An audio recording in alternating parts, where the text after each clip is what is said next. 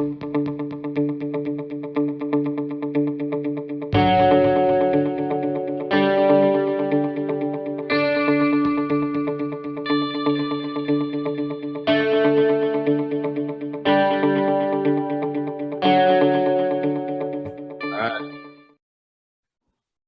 back, everybody. It's the Heated Exchange brought to you by Blitz. This is episode 17. Jett, I cannot believe we've already made it this far. We have an incredible episode ready to go today. Jett, you want to get into what we're going to be discussing? Yeah, I can't believe it. We're already at week 14 of the NFL season. For many people, this is the final week of the fantasy regular season. I know there are some teams that are starting to start their fantasy playoffs. But yeah, Austin, we do have a great show.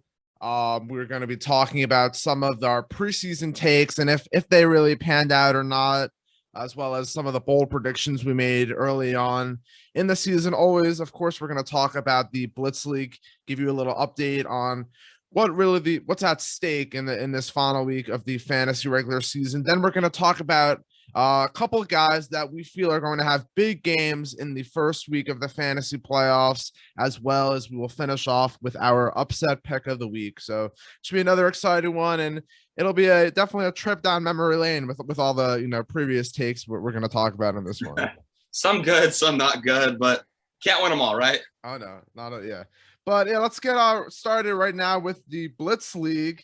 Currently in first place overall is David Connors, and in first place in the other division, second overall, is Austin. They both have a record of 9-4. As for myself, I'm 8-5 on an 8-game winning streak behind Austin in Division 2. A win for me and a loss for him would put me in that number 1 spot in the division. It should be an exciting finish to the regular season. Austin, what are you thinking so far? I mean, Jett, it is taking all my willpower right now to say this to you, but you are owed a round of applause for the job you have done. You were 0-5. I ridiculed you and your pathetic team at the beginning of the year. I really did not think you were going to win more than 5 games, and you did much more than that. You were the hottest team in the league, and your team is not only winning, but your team is scoring like 200 points a week. It seems like it's like no end. There's no end to it. So I'll give you a lot of credit, but I'm still a game ahead of you. I really should be 2 games ahead of you. All right, you keep saying that every episode. It should be 2 games ahead, but still being a game ahead after my little blunder. My team's starting to pick it back up again. I'm getting the full roster back. Nice having Kyler Murray back last week, but this week I'm looking forward to hopefully securing my bye in the first round and letting you play around next week and see if I can get you out. So yeah, for Austin, his matchup is against Ryan Lippert, and right now Austin's projected to win by a score of 191-183. For Austin, Justin Jefferson had 20.5 points, and Dalvin Cook went off and had 35.2 points for Ryan Lippert. So this game's going to be a lot closer than probably we all expected. Yeah, well, I think I was projected to win by over 20 at first, and now I'm only projected to win by 8 after Dalvin Cook's ridiculous game last night. So, you know what? It's week 14, last week of regular season, a little bit of drama down the stretch. Can't write it any better than that. Yeah, and then for me, I'm playing the number 4 team in the league, Ashton. Projected to win 184-179. Obviously, this is a big game for me. Seating wise, I would really like to get a first round bye and, take one for my co-host, Austin, especially because right now I am in the 3-6 matchup. If the season were to end today, playing Chaz, and the winner of that game would play Austin in the second round. So a lot's going to be decided this week. So it should be a very, exciting week ahead. Absolutely. I can't wait. All right, so now we're going to get to the fun part of the show. We're going to take, now that we are officially at the last week of the fantasy regular season, we are going to take a look at some of the good calls and bad calls we made. I know, obviously, no one's ever going to be perfect, and, it's just the nature of life and fantasy as well. So I think, Austin, why don't you start us off? Give us one take that you had that panned out well. Well, I've always been told in life, follow your heart, follow your gut instinct. And that's exactly what I did with no other than Austin Eckler. I had him ranked as a top 5 running back going into the season, when a lot of people were skeptical of that because of recent history with his, with his injuries and not knowing how a new regime would play into his fantasy production. But he did exactly what I thought he would do. With Joe Lombardi coming in from New Orleans, having worked with Kamara for the last few years, now transitioning to a younger quarterback, going from Brees to Herbert, and an elite weapon like Eckler. He is not disappointed in the slightest. He is right now the RB2 on the year, and rightfully so. He has been dominant in both the running game and the receiving game. He's a touchdown monster. So I am very proud of that take. Yeah, I was on board with you on that for sure. We both were, extremely high on Eckler. I know there were some people out there that were, questioning if he was going to be able to handle a full workload, but obviously he has proven everyone wrong. And hopefully that pays off in the fantasy playoffs, and hopefully he will bring some people to a fantasy title. For me, a while back, I believe it was July 29th. I posted an article on blitzanalytics.com detailing my guys for the fantasy football season. Obviously, there's some of them that did not work out, such as Jonnu Smith and Joe Burrow and Dak Prescott to an extent have played as well as I thought they were going to be. But two guys that I want to focus on that I had on my guys list were Joe Mixon and Cooper Kupp. Obviously, with the Cooper Kupp situation, come on.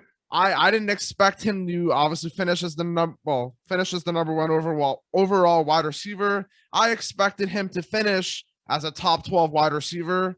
But he was someone I was definitely targeting in a lot of my drafts, as well as someone like Joe Mixon, who was probably on top of everyone, the guy that I wanted in every one of my drafts, just because I really had high expectations coming into the season, and he has proved me right on that. He's currently in the top 5 at his position, and he has returned massive value for everyone that took a chance on him. All those injury-prone statements being thrown his way and him being in front of a bad offensive line, none of that has mattered because Joe Mixon has provided a ton of rewards for his fantasy owners this year.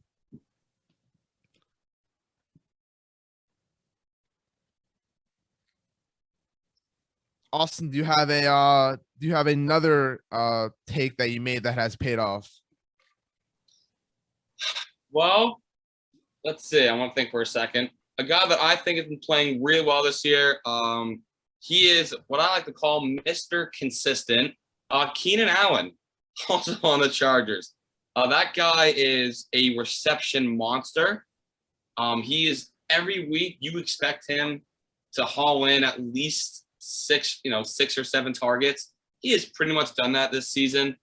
Right now he's a top 10 wide receiver. I don't know his exact position at the moment. I'd have to look, but every week I feel like this guy is putting up, 15 to 20 points weekly. Like he is Herbert's guy. At the beginning of the year, everyone's like, oh no, it's Mike Williams. He's the guy. But look, Mike Williams, he's a talented receiver, but Keenan Allen's the dude. Like he's always been the guy on that team. He is Herbert's go-to receiver, especially on third down situations. And I had him ranked as a top 5 receiver, and he's done exactly that. He's put up incredible production this season. So again, the Chargers are, they're a load offensively. He's right now wide receiver 8, but take away the first months of the season after Mike Williams kind of faded out, it's been Keenan Allen. So definitely, he's been incredible. Yeah, 100%. Keenan Allen once again has proven, he belongs among the best fantasy wide receivers in the league. One other one that I'll touch on a little bit, maybe not as bold, but I expected in my preseason rankings, I had Jamar Chase ranked as number 12, finishing right now. He is the number 11 wide receiver on the year. Obviously, being a rookie, there's a lot of question marks of how players are going to perform, but Jamar Chase has absolutely surpassed expectations, although he has slowed down as of late. He's still going forward. He's still going to be the Bengals' number 1 wide receiver, in my opinion. And he has definitely, for everyone that took a chance on him, despite all the issues with him dropping balls in the preseason, it has definitely paid off for sure.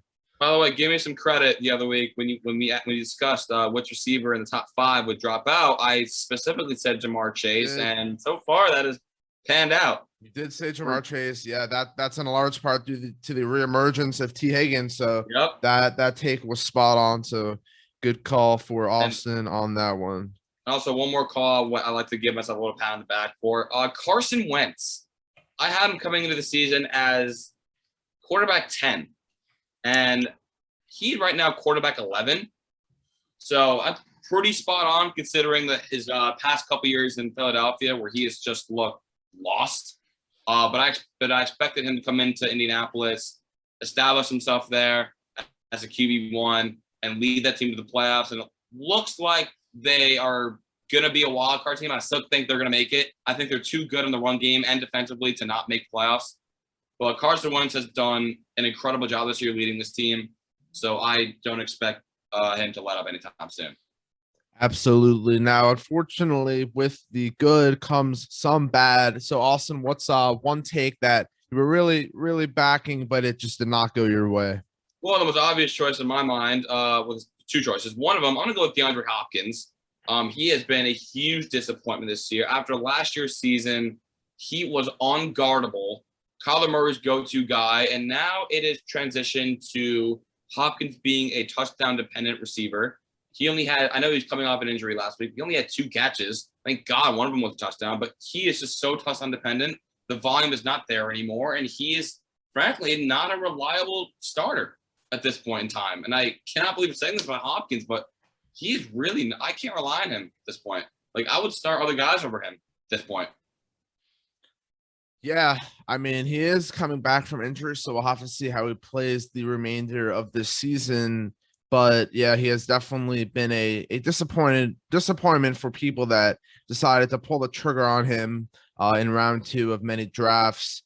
For me, one of the guys that I was extremely high on all throughout, preseason and just overall high on at the tight end position.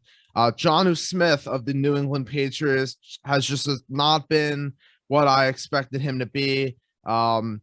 I thought that Smith would have the edge over Hunter Henry, but it has clearly been the opposite. Right now on the season, Jonnu Smith is the 28th ranked tight end, and Hunter Henry is the 12th ranked tight end. I thought, being that the Patriots threw a lot of money Jonnu Smith's way, more than Hunter Henry, Jonnu Smith was the first one to sign with them. I thought that he was going to be utilized in more of a bigger role in the passing game, but Hunter Henry has assumed all those responsibilities.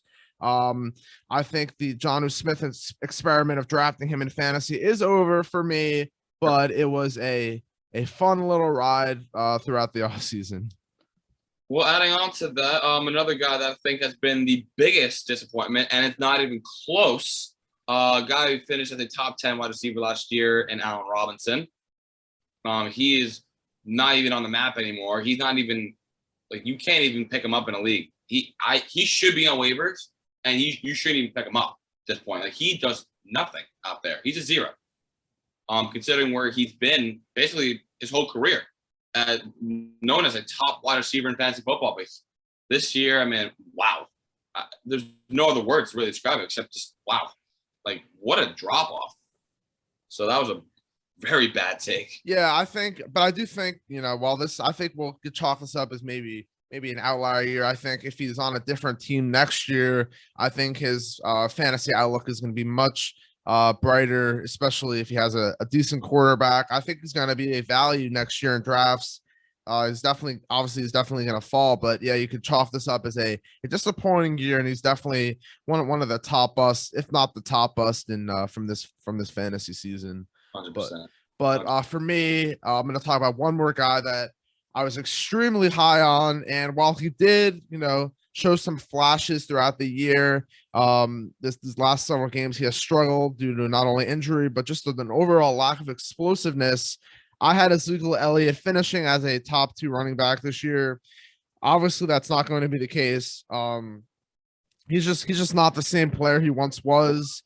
Honestly, Tony Pollard has looked better at times than Zeke. And, Zeke's had a handful of great games throughout the season, but unfortunately, he's not going to live up to the expectations that I put on him coming into the season. If you drafted him, if you still have him on your team, you still have to temper expectations the rest of the way, just because he's not the same player that he was either earlier in his career, earlier in the season. But unfortunately, Zeke will just not be cracking the top 3, top 5 threshold that I initially thought. When, adding on to it, the problem is, Elliott is one of the more talented running backs in the league for sure. But when your usage rate is so high for so long, your body is going to wear down. When we look at all the great running backs, I mean, even look at Saquon now. He can't stay healthy because the Giants just overuse them in, guys like Zukul Elliott, even guys like Dalvin Cook. He can be explosive, but he's injury prone. Even guys like Christian McCaffrey. Right. His usage rate is sky high, but can't stay on the field. Like they are so talented, but you can't overuse a running back. I mean, look at perfect example, Todd Gurley. Nowhere to be found. He was arguably at one point the best player in the league. Right. But now he's nowhere to be found because his knees are done. So it's so unfortunate these guys, can't stay healthy. But NFL today, frankly, you got to go by committee. You have to use your committee today to keep your guys. That's why I love what the Chargers are doing with Eckler. They use him a lot, but they also take him out a lot to give him rest. And look at him; he's efficient. Yeah. And it's clearly showing up in guys like McCaffrey and Derrick Henry. It's just not the correct way to handle your elite running backs these days, especially with how much they get beaten up each and every play. So but obviously learning from these mistakes we made and some of the successes we had, it's important to take away stuff we learned from not only individual weeks but the season overall. So Austin, my next question to you. Is there something that you learned from this season that you will take with you heading into drafts next year and during the season as well? Yeah, well, like I said before, something I've really learned to do, in the past, I never trusted myself. I always trusted the pros and the rankings, projections, I always look at those. And for the first time in my whole life in fantasy football, I've actually gone with my gut instinct. Well, even if a guy wasn't projected as much, if you feel strongly about a guy, do not avoid him because projections say otherwise. How everyone knows how projections are. They're typically not right. Like 90% of the time, projections are so off. No one really can predict. If you really feel passionate about a guy, take him. Do not worry about projections, what other people think. Seriously, follow your gut instinct. Because typically, the professionals, Yahoo, ESPN, CBS, they're typically way off in their projections anyway. So don't listen to that. Don't listen to it. Yeah, I think for me, based off of what we saw happen in the first round this year, with the consensus largely being running backs that have been hurt for parts of the season in McCaffrey, Cook, Kamara, Henry, Zeke, is running back really the way to go in round one? Obviously, it's great to start off with that workhorse running back, just because there's so few of them, but maybe we're going to start to see more of a shift with the amount of workhorse running backs in the league. And we've already started to see that shift a little bit, but maybe the right strategy is to target that workhorse wide receiver that's going to be getting that target volume, like a Devontae Adams, Cooper Kupp, Tyreek Hill. They're obviously all going to be a staple in the first round this year. So for me, I'm going to hope, first of all, that I have a late first round pick, because I feel like based off of what we saw this year, that is the more ideal spot to pick from. Obviously, we'll have some new guys joining the top 5, top 10.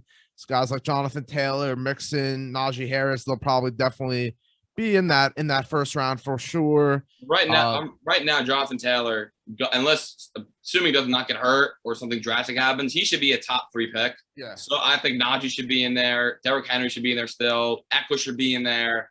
Like we should see some new faces next year in the top 5. I don't think McCaffrey should be a top 5 pick anymore. Well, let's go over that. Why don't we maybe do a little first round of what we expect to think will happen? Obviously, you just said McCaffrey you don't think deserves to be a top 5 pick. So where do you think he will go in most drafts next year? I think he will be a top 5 pick. I think a lot of people are still going to love the name. But if I had a top 5 pick, McCaffrey would not even be on my list. Like I said, I'm picking Najee or Jonathan Taylor, Henry, Eckler, but where I'd pick McCaffrey, I'd get him in the late first round or early second round even, just because he can't stay healthy. Like, I don't care how good someone is. If you can't stay healthy, you're not worth a first-round pick. Your first-round pick should be a guy that you can trust to lead your team the whole year. Obviously, yes, anyone can get hurt. But we've seen McCaffrey in the past couple of years. He cannot finish out a season. So he, in my opinion, should be a late first or early second. It's that simple. Right. I don't want to put you on the spot here, but do you have a what a top 5 would look like in an ideal draft for you? Yeah. Want to go in order? Go in order, yeah. In order, I'd probably go Jonathan Taylor first. I'd probably go, I don't know, depending on what happens in there with their quarterback, but I go Najee Harris, assuming they get a guy like Rodgers, which I think will happen next year. Eckler should be up there for sure. I think Devontae Adams should be up there, long as he stays with Rodgers, and Tyreek Hill. Okay. You know what? Or Cooper Kupp instead of Hill. Cooper Kupp instead of Hill. Interesting. Go for the workhorse running. Go for the trustworthy workhorse running back first. But ultimately, then you need your workhorse receivers, and Cooper Kupp and Devontae Adams are the guys I think of. Cook should not be up there because he can't always stay healthy. McCaffrey, no. I disagree with the Cook thing. So for me, in order of who I would draft in the first round, I would go Jonathan Taylor, Dalvin Cook, Derrick Henry, Austin Eckler, Alvin Kamara, Joe Mixon, Najee Harris, Devontae Adams, Christian McCaffrey. Again, I can't argue the list. Every one of those guys is unbelievable. But, Kamara now, can't stay healthy this year. He got hurt a couple of years ago. We don't know the quarterback situation in New Orleans. We don't know what they're going to do. But again, you can't argue the talent level of Kamara. He is every quarterback's dream at running back. Right. He can run the best of them. He can capture the best of them. So I can't argue the list. Yeah, one more thing before we get on to the next segment. Obviously, Travis Kelsey went in the first round of a lot of drafts this past year. And yes, he's still the number 1 tight end, but the margin is not as big as it was last year. No. And based off of, if you're comparing him to a wide receiver, he's really a wide receiver 2 right now. Yep. And you were drafting him to be that wide receiver 1 type role. So Austin, do you think for next year, where do you think Travis Kelsey should be going? Late second, early third. He's still on the Chiefs, still with Mahomes. He's still one of the most talented tight ends in the league. Like, he's still number 1 on the year in tight ends. He's not a wide receiver 1 as we're so used to comparing him to, but he's still a tight end 1. He still should be the first tight end taken off the board in drafts next year just because of where he is. But he should no longer be a first round pick. And he should no longer be an early second round pick. At this point, you get him late second or early third. I agree. I think maybe middle of the second is where I would probably take him. At the earliest. Yeah. I mean, still the tight end position's a mess. To have someone like a Kelsey, a Kittle. I mean, Kittle right now was balling. Ever since he got back from his injury, he has been lights out. Especially last week. Yeah. 39.6 he had. I mean, my God. Yeah. He went absolutely off. We'll see if that continues once Deebo Samuel returns. I mean, I'm sure obviously Kittle will still be involved, but that's something definitely to keep an eye on. But next, we're going to talk about, now that talked about some of our good takes and our bad takes, we're going to shift our gears towards week 15 of the NFL season, which is the first week of the fantasy playoffs for many leagues. And there's a lot of guys that are going to be able to put your team on your back. And there's a few guys that we think are going to be really nice standouts in week 15. Austin, who was one of those guys for you? So this guy, just like Keenan, I like to call him Mr. Consistent as well. He's probably been the most consistent guy on the year. For the Pittsburgh Steelers, had a pretty good game last night. Actually, considering his standards, a bad game. He still had 15 points. Deonte Johnson, every week he has had over 10 points. He has not had one single week of below 10, which is unbelievable to me. He has a great mouth-watering matchup next week against the Titans, who are the worst defense against receivers. And, Steelers are still trying to make a playoff push. They're going to have to throw. And Deonte Johnson is just so reliable. He's the guy in that offense. I mean, he has double-digit targets almost every week. He had 10 last night. So I expect him to light up Tennessee next week. Absolutely. Especially at home. Absolutely. I love Deonte Johnson Thank as you. well.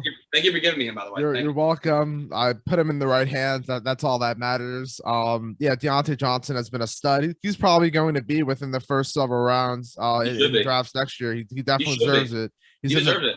He's in the top 6, I believe, right now. So he has proven that those drops a year ago were just an outlier for him, and he has become one of the best receivers in not only fantasy but in the NFL. So absolutely, for me, a guy that I mentioned on last week's show that has really turned things around after a extremely slow start to the season, and that guy I want to talk about is Endzonio Gibson of the Washington football team. It looks like he's finally healthy, recovering from that injury he suffered early on in the year. Ever since the week 9 bye, Endzonio Gibson is averaging 27 touches per game. A ridiculous workhorse numbers. He has been the RB4 in fantasy since week 10, averaging 17 half PPR points per game. Yeah, JD McKissick is still there, but it's clearly Endzonio Gibson's backfield. He's an RB1, a high-end RB1 in my opinion, the rest of the year. And his week 15 matchup is a date with the Philadelphia Eagles, who are in the top 10 among points allowed to opposing running backs. Volume is key in fantasy. Gibson's going to be getting a ton of it and is going to get your fantasy teams started off on the right foot this year. And I would have to agree with that. And also, I remember I put an article a while back about my, busts so far in the season. And Gibson was one of the first guys I thought of, and I put him in the article. He was putting up pedestrian numbers at best. Washington really was not feeding him the ball. And I only said he was an RB2 because of pure volume alone. And now that he has, as you said, 27 touches a game, he is back to being an elite RB1. So he has come alive and at the perfect time. All right, Austin, who's your other guy that you like for week 15? So I just spoke about him a few minutes ago. He is one of my favorite players in the league, not only because of how talented he is at receiving, but he's one of the best blockers I've seen, having pancaked Von Miller a couple weeks ago. Mm-hmm. George Kittle. This guy is so fun to watch. He can catch and receive and run the best of them, but he can also pancake guys like Von Miller, which is unbelievable. George Kittle, since coming back from his injury, respectively, 20.1, 16, 13.4, 2.3 against Minnesota. That was the outlier. 39.6 last week.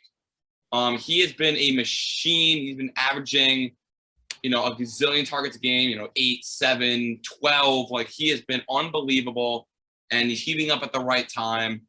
Not only that, week 15, I believe he plays Atlanta, who we just saw get scorched by Rob Gronkowski last week. And I expect no difference with George Kittle. Yeah, George Kittle is going to be a great play now that he's fully recovered from injury and back. He's going to definitely win some people some leagues. But the guy that I'm going to be talking about next is his teammate, Elijah Mitchell, running back for the aforementioned San Francisco 49ers. After being a hot commodity off the waiver wire after week 1 and really, suffering from the injury bug for a large part of the season, Elijah Mitchell is back, and he has proven to be a workhorse running back in a San Francisco 49ers system that is not really accustomed to using a workhorse running back. These past 3 games, he has handled 25 plus touches. The volume's clearly there, and he is in concussion protocol right now, but he might end up missing this week's game against the Bengals. But my assumption would be that he will be back for next week, and his matchup is going to be against the Atlanta Falcons, and the Atlanta Falcons are allowing the 5th most points to opposing running backs. Elijah Mitchell is going to have his way with the Falcons defense, along with George Kittle, along with everyone else on the San Francisco 49ers offense. If you have anyone on this offense and you are in the fantasy playoffs for week 15, you are going to be very, very impressed with these guys' performances in your matchups. Can't disagree with that at all. All right, the final segment. As everyone knows, Austin and I have been participating in a weekly pick'em segment where off the camera, we will pick games for each week. But on camera, you were always going to get our upset pick of the week, just to keep everyone updated on what the standings are look like. Austin and I both had a very good week this past week. We both went 10-4, keeping the overall records within same striking distance. Austin's at 48-37, a game behind me, who is at 49-36. So it's neck and neck at this point. I'm coming for. I told you, I'm coming for you. I told you from the beginning. I don't care how big of a lead you got. I was coming for you, my man. All right, Austin, who's your upset pick of the week? There's a few good ones I have in mind. You know, that 49ers Bengals game is pretty intriguing. The Ravens Browns game intriguing. Even the Saints Jets game intriguing. But you know what? The team that I think is gonna win, I'm gonna pick the Jets over the Saints. Wow. That was mine. Jets over the Saints. Jets are 5.5. Jets are 5.5 point underdogs. They're at home. The Saints really did not have much right now. I think Zach Wilson actually had his first good game of the year last week against the Eagles, and I expect the Jets to build upon it this week. The Saints they're really going nowhere at the moment. So I expect the Jets to win this game by, I'll give my point spread too. Jets are going to win this game by 4. Interesting. Yeah, I'm definitely see where you're going there on that pick. The Saints have not been good as of late. I think the only thing going against that, Alvin Kamara is expected to return in this game, and the Jets just do not have a good run defense. I think that bodes well for both Alvin Kamara and Taysom Hill. I just think, though, it's very possible the Jets pull off an upset. This just seems like the type of game that's a trap game, honestly. So it's definitely a great pick for sure. The direction that I'm going to go in is I say that the Buffalo Bills are going to upset the Tampa Bay Buccaneers down here in my backyard in Tampa, Florida. The Bills are coming off of a unusual game just due to the weather conditions against the Patriots. Obviously, they did get outplayed by the Patriots, and it's looking more and more like the Patriots are going to win this division. However, the Bills are too good of a team to continue to lose. And while the Buccaneers are a spectacular team and they're most likely going to be competing for a Super Bowl once again, this seems like the type of game where the Bills could pull off an upset, a potential Super Bowl matchup, obviously. But I think the Bills bounce back in this one. The offense gets going in the right direction, and the defense puts their foot on the gas and stops Tom Brady and company. That is a very bold prediction, and I love it. That's absolutely could be a trap game. I don't see, but especially after last week losing to, the Patriots at home. I imagine they're going to come out fired up this week. Absolutely. And also, I don't think the Bucs have looked super great lately. Like, they have not looked as explosive lately as they were in the beginning of the year. Tom Brady has struggled. I mean, a little bit. They've slowed down a little bit. So this could be a game where Buffalo speeds it up on them a little bit, gets the tempo going, gets Tampa out of their comfort zone. So I like it. Absolutely. So that was episode number 17 of the Heated Exchange. We took a trip down memory lane, talked about some of our good and bad takes, as well as getting you ready for the first week of the fantasy playoffs, week 15. Some guys we think that are poised to have big games. Next week's episode, we will continue to get you ready for the fantasy playoffs, as well as we will have a regular season award ceremony, crown the guys that have helped our fantasy teams throughout the entire regular season. But Austin, anything to add before we get out of here? We know the usual. Check out the website, blitzalytics.com. We're always posting articles and videos to help you guys with the season. And other than that, good luck to everyone who is, competing for that last playoff spot. Anyone who's trying to get that first round bye. Good luck to everybody out there. It should be a fun wrap up to the regular season. And look forward to seeing you guys next week. Absolutely. And as always, if you cannot handle the heat, get out of the kitchen. Damn right. Thank you, guys. We'll see you next time. See you guys.